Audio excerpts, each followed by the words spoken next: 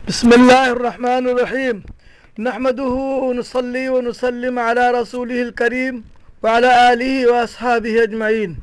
أما بعد، حجاج بيت الله الحرام ومعزز السامعين الكرام، السلام علیکم ورحمۃ اللہ وبرکاتہ. میں حج کے اس مبارک موقع پر آپ سبھی حضرات کو خوش آمدید کہتا ہوں. حضرات، میری باتوں کو غور سے سنیں. احرام کے باندھنے کے بعد کثرت سے لبیک پڑھتے رہیں، اور کثرت سے لبیک پڑھنا حج کی قبولیت کی علامت ہے.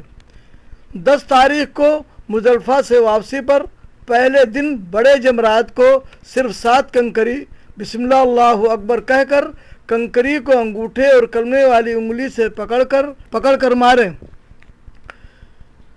کنکریاں چنے کی مقدار یا اس سے کچھ بڑی ہوں. پھر تھوڑے فاصلے پر ٹھہر کر دعا کریں. اس کے بعد تلبیہ بند کر دیں اور ایام تشریق کی تکبیر کثرت سے شروع کریں. تکبیر تشریق کا وقت 13 تاریخ کے عصر کے بعد ختم ہو جاتا ہے. 11، 12، 13 کی کنکریوں کا وقت زوال کے بعد سے شروع ہو کر دوسرے دن کی صبح صادق تک ختم ہو جاتا ہے.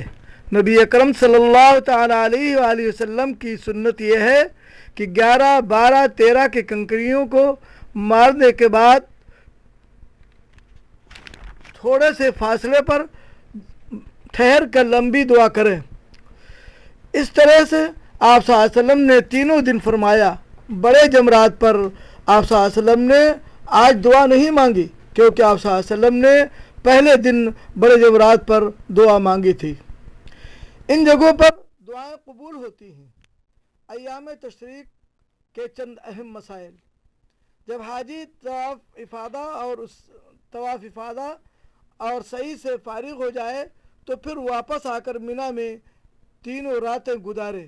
مینا کا قیام جمہور کے نزدیک واجب ہے اور احناف کے نزدیک سنت مؤکدہ ہے. اگر کوئی 2 ہی دن میں مینا میں قیام کر کے مکہ مکرمہ واپس آ جائے تو کوئی حرج نہیں. اللہ جل جلالہ کا ارشاد ہے: فمن تعجل فی یومین فلا اثم علیہ ومن تاخر فلا اثم علیہ لمن اتقی. پس اگر کوئی جلدی نکل گیا مینا سے 2 ہی دن میں تو کوئی گناہ نہیں، اور اگر کوئی دیر سے نکلا مینا سے تو اس پر بھی کوئی گناہ نہیں، ان کے لیے جو اللہ سے ڈرنے والے ہیں. جلدی کی شرط یہ ہے کہ 11، 12 کی کنکریاں مار کر سورج ڈوبنے سے پہلے مینا کے حدود سے نکل جائے، اور اگر سورج غروب ہو گیا اور وہ مینا کے حد سے نہ نکل سکا تو پھر اس کے لیے ضروری ہے کہ وہ 13 تاریخ کی رات کو مینا میں گزارے اور 13 تاریخ کی کنکری مار کر پھر مکہ مکرمہ واپس جائے.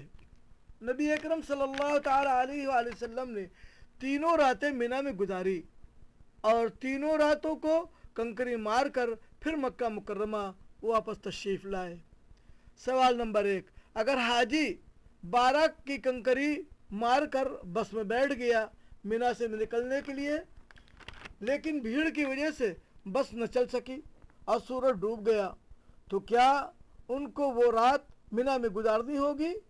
جواب: نہیں، کیونکہ وہ مینا سے نکلنے والوں میں شامل ہے. مسئلہ: جمہور کے نزدیک اگر سورج ڈوب گیا تو حجاج کرام کو تیسرے دن بھی مینا میں رات گزارنی ہوگی اور 13 کی کنکری بھی مارنی ہوگی. لیکن احناف کے نزدیک تیسرے دن کی کنکری مارنا ضروری نہیں. ہاں، اگر تیسرے دن کی فجر ہو گئی اور اس نے دوسرے دن کی یعنی 12 تاریخ کی کنکری نہیں ماری تو تیسرے دن کی بھی کنکری مارنی ہوگی. اس دور میں اس مسئلے پر عمل کرنا بہت بہتر ہے. سوال نمبر 2: ایام تشریق کسے کہتے ہیں؟ جواب: ایام تشریق 11، 12، 13 کے دن کو کہتے ہیں. تشریق عربی کے محاورے میں نمک لگا کر گوشت کے سکھانے کو کہتے ہیں، کیونکہ ان ایام میں گوشت کا استعمال بہت ہوتا ہے اور گوشت سے زیادہ بڑھ کر کوئی نعمت کثرت سے استعمال نہیں ہوتی. ایام تشریق کی علامت تکبیر کا کثرت سے پڑھنا ہے. پس حجاج کرام کو چاہیے کہ ان تمام ایام میں ہر وقت تکبیر کی کثرت کریں، چلتے پھرتے، اٹھتے بیٹھتے، اور خصوصاً ہر فرد نماز کے بعد بلند آواز سے پڑھیں۔ کنکریاں مارنے کی تفصیل۔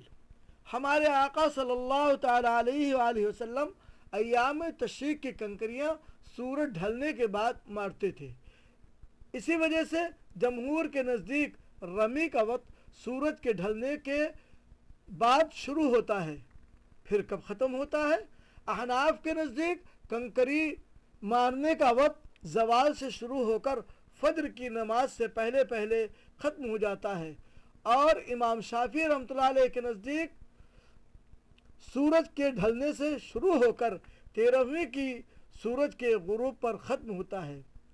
سوال: کیا ضروری ہے کہ اسی وقت معینہ پر تمام حجاج کرام ایک ساتھ ہی کنکری مارنے کے لیے جائیں؟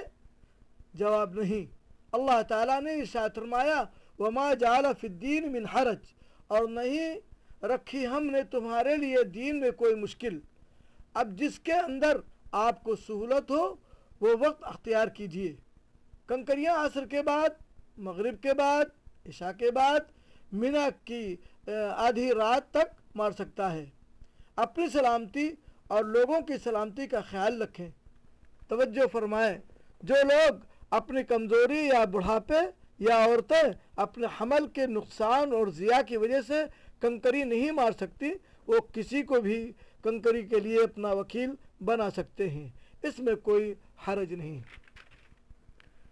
مسئلہ: 12ویں تاریخ کو حجاج کرام منی سے جلد بازی کی بنا پر زوال کے بعد فوراً کنکری مارنے کے لیے نکلنے لگتے ہیں تاکہ وہ سورج غروب سے پہلے پہلے منی سے نکل جائیں۔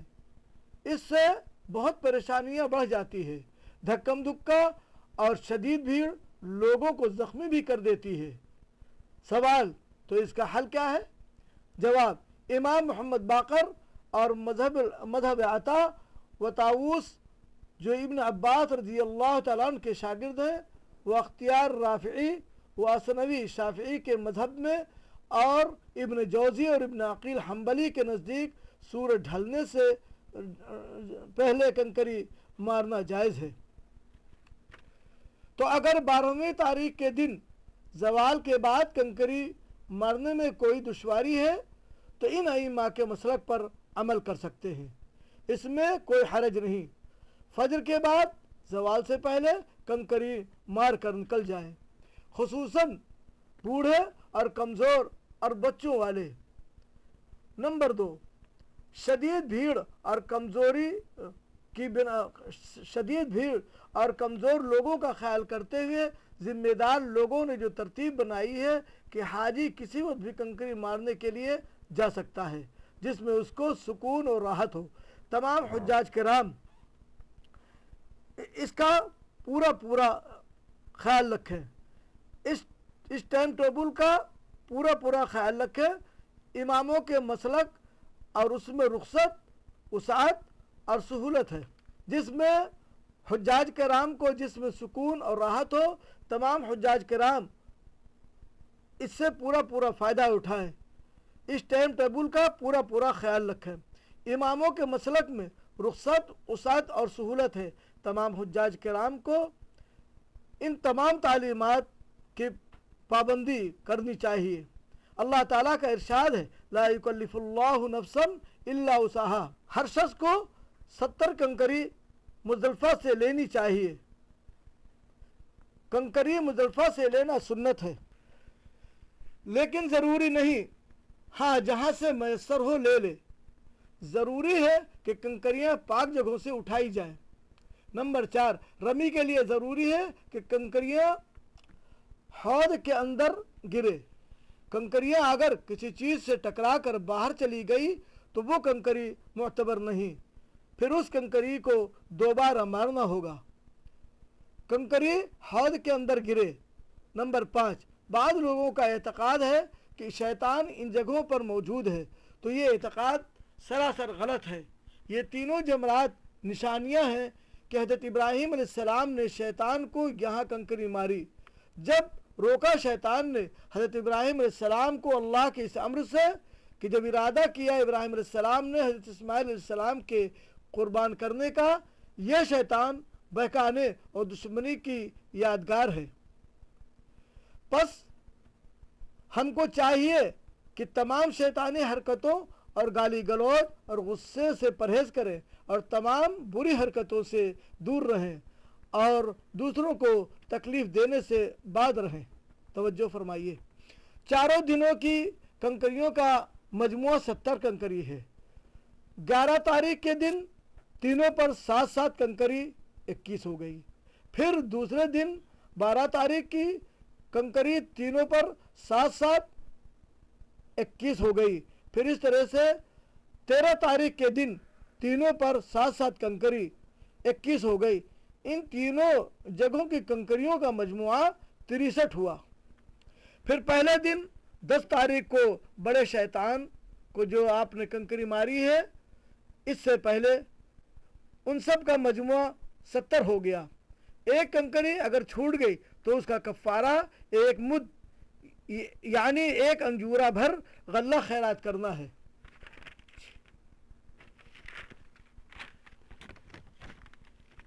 اور اگر 2 کنکریاں چھوٹ گئی تو 2 مد یعنی 2 انجورہ بھر غلہ خیرات کرنا ہے۔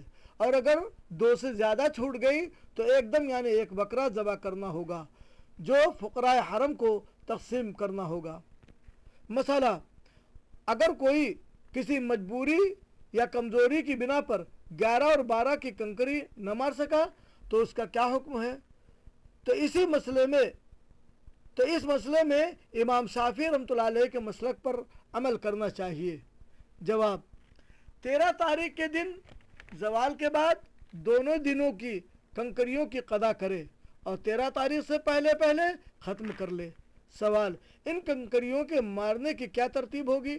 جواب، پہلے شروع کرے چھوٹے سے، چھوٹے جمرات پر، پھر بیچ والے جمرات کو مارے، پھر بڑے شیطان کو مارے، پھر دوبارہ واپس آئے چھوٹے جمرات پر اور چھوٹے جمرات کی رمی کرے، پھر بیچ والے کی رمی کرے، پھر بڑے شیطان کے اوپر رمی کرے اور پھر اسی طرح سے 13 تاریخ کی اسی ترتیب سے مارے جیسا کہ اوپر گزر چکا ہے۔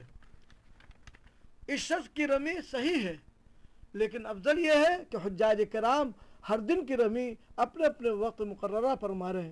اللہ تعالی ہم سب کے حج کو اور دعاؤں کو قبول فرمائے اور ہمارے گناہوں کو معاف فرما کر اپنی رضا اور خوشنودی نصیب فرمائے اور ہمیں اپنے مقبول بندوں میں شامل فرمائے، ہماری اور ہمارے والدین کی اور تمام امت مسلمہ کی مغفرت فرمائے۔ واللہ اعلم بالصواب، وصلی اللہ علی نبینا محمد وعلی آلہ وصحبہ اجمعین۔